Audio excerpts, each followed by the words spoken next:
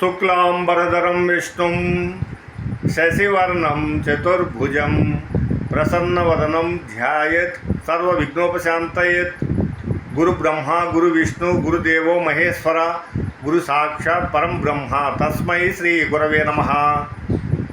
ఆపదామపహర్తారాం దాతారాం సర్వసంపదాం లోకాభిరామం శ్రీరామం భూయో భూయో నమామ్యహం. శ్రీరామ రామ రామేతి రమే రామే మనోరమే సహస్రనామ తత్తుల్యం రామనామ వరాననే. నారాయణం నమస్కృత్య నరం చైవ నరోత్తమం దేవీం సరస్వతీం వ్యాసం తతో జయముదీరయేత్. హరి ఓం. పరమేశ్వర స్వరూపమైన సభకు నమస్కారం. నిన్నటి రోజు గజేంద్ర మోక్షం పార్ట్ 1లో మొదటి భాగంలో మనం పరీక్షిత్తు ఆయన వ్యాసమహర్షి కుమారుడు సుఖమహర్షిని అడిగారు. సుఖమగవాన్ నీరాట వనాటములకు పోరాట మెట్లు కలిగి పురుషోత్తమచి ఆరాట మెట్లు మానెను పోరాటవిలోని భద్ర కుంజరమునకు అని నిన్ను అడిగారు. మహానుభావ, నీటిలో ఉండే మొసలికి భూమి మీద ఉండే ఏనుక్కి అంత పెద్ద పోరాటం ఎందుకు జరిగింది? మహావిష్ణువు వచ్చి ఆ ఏనుగుని రక్షించారా?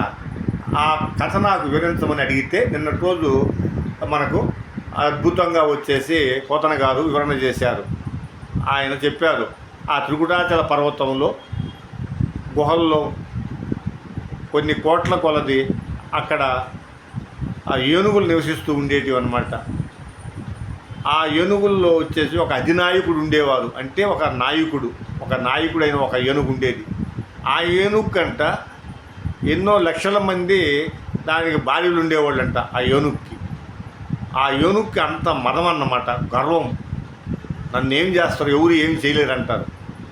ఆ విధంగా ఆ ఏనుగులన్నీ కూడా అవి గుంపులుగా చీకటి పడగానే అవి బయట వచ్చేటివి. ఆ గుహలో నుంచి వచ్చినప్పుడు ఆ ఏనుగు గుంపులను చూసి అక్కడ అడవిలో ఉండే జంతువులన్నీ కూడా భయపడేటివంట. అదే చెప్తున్నారు పోతన గారు. పులులు మొత్తము పొదరేళ్లలో దూరు ఘోర బల్లూకంబులు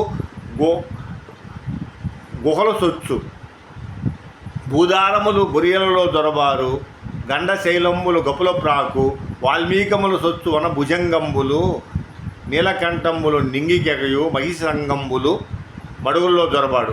అంటే ఎప్పుడైతే ఆ ఏనుగులు వచ్చేసి ఆ గుహలో నుంచి బయటికి రాగానే పులులు మొత్తము పొదరిళ్లలో దూరు పులులన్నీ భయపడిపోయి పొదల్లో పోయి దాముకునేటి. మహిష సంగంబులు మడుగులలో దొరబారు. మహిష సంగములు అంటే బర్రెలు, అవన్నీ దున్నపోతులు బర్రెలు అవన్నీ కూడా పోయి మడుగుల్లో వచ్చేసి మడుగుల్లో దిగేటి అంట, దాముకునేటి పొయ్యి. భూదారములు బొరియల్లో దొరబారు. భూదారములు అంటే అడవి పందులు. అవి గోతులు తవ్వుకొని ఆ లోపల పోయి దాముకునేటి అంట. వాల్మీకములు సొచ్చు వన భుజంగంబులు. వాల్మీకములు అంటే పుట్టలు, అంటే పాములన్నీ పుట్టల్లో పోయి దాముకుంటాయంట. గండశైలంబులు గపుల ప్రాకు. గండశైలంబులు అంటే కోతులు, అవి కొండల మీదకి ఎక్కేటి అంట. నీలకంఠంబులు నింగికెగయు. నెమళ్ళు వచ్చేసి ఆకాశానికి ఎగిరిపోయేటి అంట ఆ ఏనుగుల గుంపు చూడంగానే. ఆ విధంగా అంత భయం అన్నమాట అడవిలో ఉండే జంతువులన్నిటికీ ఆ ఏనుగుల సమూహాలను చూస్తే. చామరీ మృగాలు వచ్చేసి వాటి తోకలతో వచ్చేసి ఆ ఏనుగులకి చల్లగా గాలి విసిరేటి అంట. ఎంత అదృష్టమో చూడు ఆ ఏనుగులు. ఆ విధంగా అంత వైభవాన్ని ఆ ఏనుగులు అనుభవిస్తూ ఉన్నాయన్నమాట. అప్పుడు ఆ ఏనుగులన్నీ ఒక సరోవరం దగ్గరికి వెళ్ళాయి. ఆ సరోవరం చుట్టూరు పండ్లు ఉండే చెట్లు ఎల్లవుగా ఉండేటి అనమాట. ఆ పండ్లు పండి ఆ రసం వచ్చేసి ఆ సరోవరంలో అంతా పడతా ఉందంట. ఆ సరోవరంలో ఆ పండ్ల రసాలతో వచ్చే సరోవరం అంతా బాగా చాలా తీయగా నీరు ఏర్పడి అనమాట. ఇప్పుడు ఏనుగుల గుంపులన్నీ పోయి ప్రశాంతంగా స్వచ్ఛంగా ఉండే ఆ సరోవరాన్నంతా అక్కడ ఉండే తామర పూలు అవన్నీ కూడా ఏనుగుల సమూహం దిగి నానా బీభత్సం చేసి అంతా బురదలు చేసి ఆ సరోవరాన్నంతా పాడు చేస్తాయి. అప్పుడు చూసింది ఆ సరోవరంలో ఉండే ఒక మొసలి. అంటే ఇక్కడ ఆ ఏనుగులు ఏం చేసేదంటే అధినాయకుడు అనే ఒక ఏనుగు, ఆ అన్ని ఏనుగులకి లీడర్. ఆ నాయకుడు అయిన ఆ ఏనుగు వచ్చేసి తొండంతో నీళ్లు లాగేతలికి ఆ నీళ్లతో పాటు ఎండ్రకాయలు, మొసళ్ళు, చిన్న చిన్న మొసళ్ళు, అక్కడి నుంచేసి చేపలు అవన్నీ కూడా తొండంతో పాటు అవి లాగేదన్నమాట నీళ్ళతో. ఒక్కసారి తొండాన్ని పైకెత్తి ఆకాశానికి కొట్టేతలికి, నీళ్లు ఇసిరేతలికి ఆ నీళ్ళతో పాటు చేపలు, అంటే వాటిని మీనము అంటారు, చేపలన్నీ పోయి అంట మీనరాశిలో పడినాయి అంట. ఎండ్రకాయలు అవన్నీ పోయి అవి కర్కోటక రాశిలో పడిపోయినాయి అన్నమాట. కర్కాటక రాశిలో పడిపోయినాయి అంట. కర్కాటకం అంటే ఎండ్రకాయ, కర్కాటక రాశిలో పోయి పడినాయి అంట. ముసలి పిల్లలు చిన్న చిన్నవి అవన్నీ పోయి మకర రాశిలో పోయి పడినాయి అంట. చూడు అదనమాట. అంత గట్టిగా ఆ నీళ్లు లాగడం కానీ ఆ అధినాయకుడు అయిన ఏనుగు ఆ సరోవరంలో నీళ్లు లాగినప్పుడు ఆ నీళ్ళతో పాటు ఎండ్రకాయలు, చేప పిల్లలు, ఎండ్రకాయల పిల్లలు, ఇవన్నీ మనకు ముసలి పిల్లలు అన్నీ వచ్చేటంట. ఒక్కసారి ఆకాశానికి వేసి కొట్టేదలకి అప్పుడు ఎండ్రకాయలన్నీ వాటన్నిటిని ఎండ్రకాయలు అన్నీ కూడా అవి కర్కాటక రాశిలో పోయి పడినాయి అంట. చేపలన్నీ మీనరాశిలో పడినాయి అంట. ఆ ముసలి పిల్లలన్నీ పోయి మకర రాశిలో పడినాయి అంట. అంత బలమైన ఏనుగు అన్నమాట అది.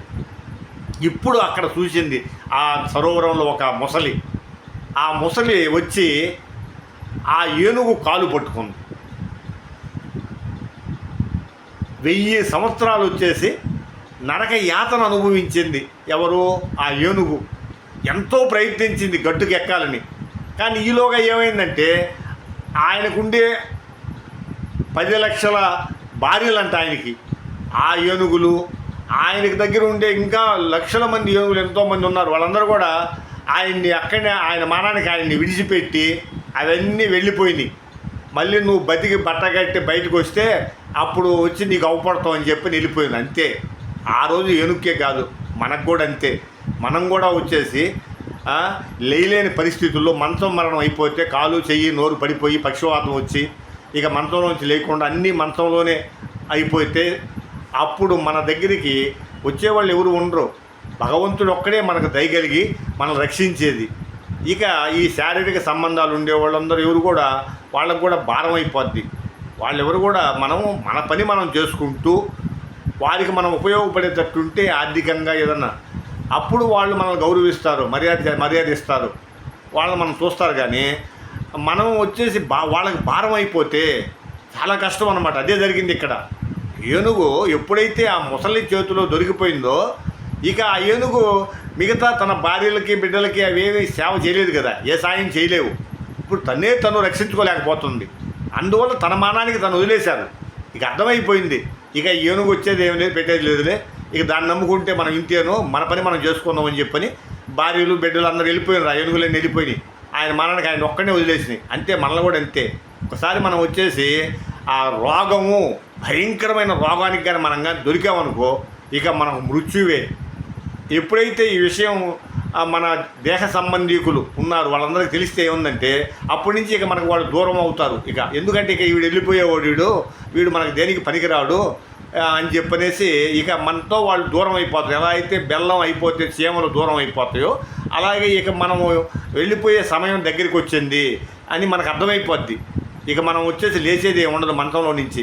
ఇక మనం మృత్యు తప్పదు మనకు అని చెప్పని ఎప్పుడైతే మనకు మనసులో పడిపోతుందో అప్పుడు మనకు దేహ సంబంధీకులందరూ కూడా మనకు దూరం జరగడం ప్రారంభిస్తారు. ఎందుకంటే ఇంకా మనతో ఉంటే టైం వేస్ట్.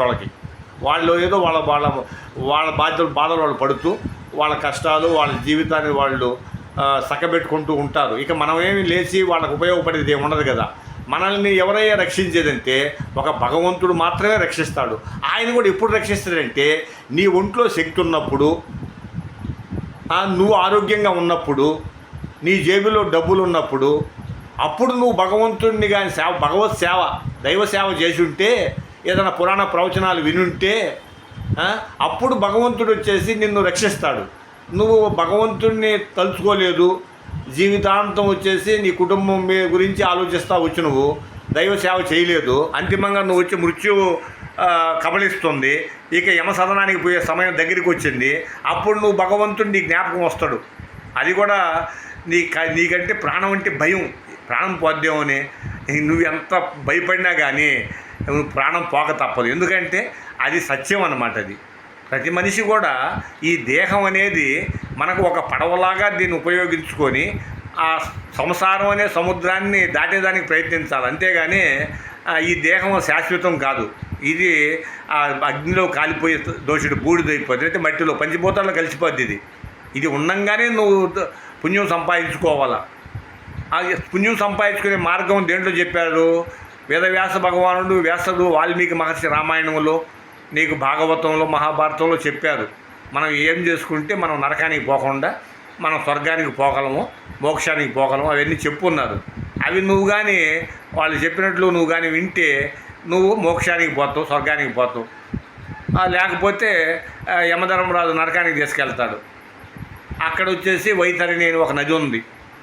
ఆ నది రక్త మాంసము దుర్గంధంతో నిండి ఉంటుంది. ఆ నది ఎడల్పంట 100 యోజనాలు. యోజనం అంటే 8 మైళ్ళు. 100 యోజనాలు అంటే 800 మైళ్ళు దాని ఎడల్పంట. అది దాటడానికే 1,000,000 సంవత్సరాలు పట్టద్దంట. మనం ఏదన్నా కొద్దిగా గొప్ప పుణ్యం చేసుకొని ఉంటే మనకు పడవిస్తారు. ఆ పడవలో మనం ఆ నది దాటేయచ్చు. కానీ మనం పుణ్యం చేసుకోలేదనుకో ఇక ఈత ఆడుకుంటా పోవాలా. ఆ నదిలో వచ్చేసి భయంకరమైన విషసర్పాలు, జలగలు, అవి మనల్ని కాటేస్తుంటాయి, రక్తం పీలుస్తుంటాయి. చాలా భయంకరంగా ఉంటుంది. గరుడ పురాణం చెప్పుద్ది. అంటే గరుత్మంతుడు అడిగినప్పుడు మహావిష్ణువు చెప్తాడు ఇదంతా. ఆ వైతరిణి గురించి చాలా స్పష్టంగా చెప్పాడనమాట. మనం అంత దూరం పోకుండా మనం రోజు వచ్చేసి భగవంతుడిని మనం మనసులో స్మరించుకుంటే ఆయన మనం రక్షిస్తాడు. మనకంత బాధలన్నీ ఉండవు. ఆ నరకానికి పోవాల్సిన అవసరం లేదు. మహాభారతం కానీ మనం రోజు కానీ వింటే ఒక 10 నిమిషాల్లో మనం మహాభారతం వింటే మనం యాడికి పోవలే. మనం నేరుగా వచ్చేసి వైకుంఠం నుంచి మహావిష్ణువు విమానం పంపిస్తాడు. విష్ణు పార్శ్వదులు వస్తారు. వారు నిన్ను వచ్చి తీసుకొని వైకుంఠానికి తీసుకెళ్తాడు, ధ్రువుడిని తీసుకెళ్ళినట్టు. అందువల్ల మహాభారతం వినేదానికి ప్రయత్నించండి. 10 నిమిషాలు సంసారం చేయాలి మనం, తప్పదు. ఎందుకంటే మనకు 2 బాధ్యతలు ఉంటాయి. ఒకటి కర్తవ్యము, 2 బాధ్యత. బాధ్యత అనేది మనం సంసారం చేస్తూ ఉండాలి. రెండోది కర్తవ్యం అంటే పుణ్యం చేసుకుంటూ ఉండాలి, దైవ సేవ. అందువల్ల మనం మహాభారతం, భాగవతం, రామాయణం మనం వింటూ ఉంటే కొన్ని రహస్యాలు మనకు తెలుస్తాయి. మనం ఎలా వచ్చేసి పుణ్యం సంపాదించుకొని తరించాలా, వైకుంఠం వెళ్ళాలా, స్వర్గానికి వెళ్ళాలా, ఈ నరక బాధ నుంచి మనం విముక్తులు కావాలన్నమాట. అలా మనకు ఇప్పుడు గజరాజు కూడా ఆయన యుద్ధం చేస్తున్నాడు 1000 సంవత్సరాల నుంచి. ఎందుకంటే ఒక్కొక్క యుగంలో ఆయు ప్రమాణం వేరేగా ఉంటుంది. ఇప్పుడు మొదటి యుగము కృతయుగము అంటారు, దాన్నే సత్యయుగం అంటారు. ఆ యుగంలో ఒక మనిషి ఆయు ప్రమాణము కొన్ని లక్షల సంవత్సరాలు బ్రతికేవారు. అదే మనకు త్రేతాయుగంలో కొన్ని వేల సంవత్సరాలు బ్రతికేవారంట. అంటే రామచంద్రమూర్తి ఆయన 11,000 సంవత్సరాలు పరిపాలించారు. అదే ద్వాపరయుగంలో కొన్ని వందల సంవత్సరాలు బ్రతికేవారంట. అదే కలియుగంలో 100 సంవత్సరాల లోపలే ఎప్పుడైనా పోవచ్చు మనం. ఈ గ్యారంటీ ఏమి ఇలా కలియుగంలో మనం చేసే దైవ సేవను బట్టి మన ఆయు ప్రమాణం పెరుగుతూ ఉంటుంది 100 ఏళ్ల వరకు.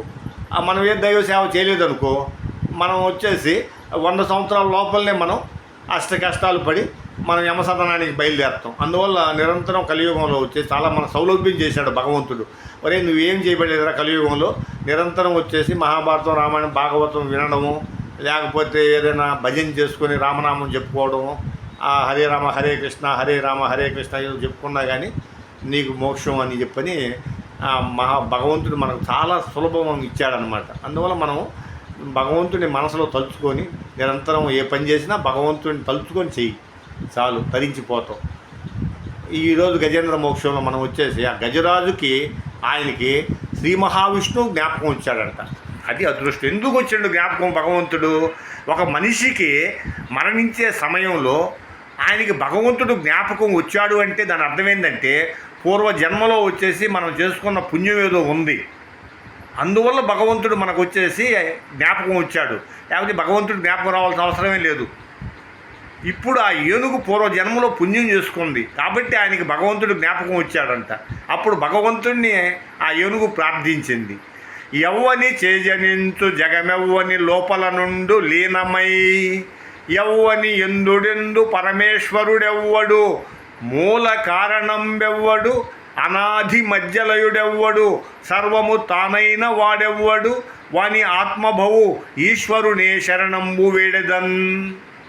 ఒక్కసారి వచ్చేసి ఆ భగవంతుణ్ణి ప్రార్థించింది, ఈశ్వరా ఇక నా శక్తితో నేను వచ్చేసి ఈ ముసలి నుంచి తప్పించుకోవడం అసాధ్యం, 1000 సంవత్సరాల నుంచి పోరాటం చేస్తున్నా, ఇక నాకు ఓపిక కూడా లేదు, కళ్ళు బైర్లు గమ్ముతున్నాయి,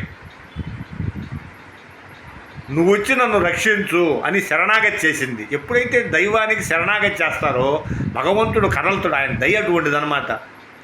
ఆ విధంగా రేపటి రోజు ఆ శ్రీ మహావిష్ణువు వైకుంఠం నుంచి ఎలా బయలుదేరి వచ్చి ఆ ఏనుగుని గజేంద్రుడిని రక్షించాడో మనం గజేంద్ర మోక్షం వచ్చేసి 3వ భాగంలో మనం స్పష్టంగా వచ్చేసి పోతన గారు ఎలా చెప్పారో దాన్ని నేను ఈశ్వరానుగ్రహంతో మీకు తెలియజేస్తాను. సర్వం శ్రీ ఉమామహేశ్వర పరబ్రహ్మార్పణమస్తు. స్వస్తి.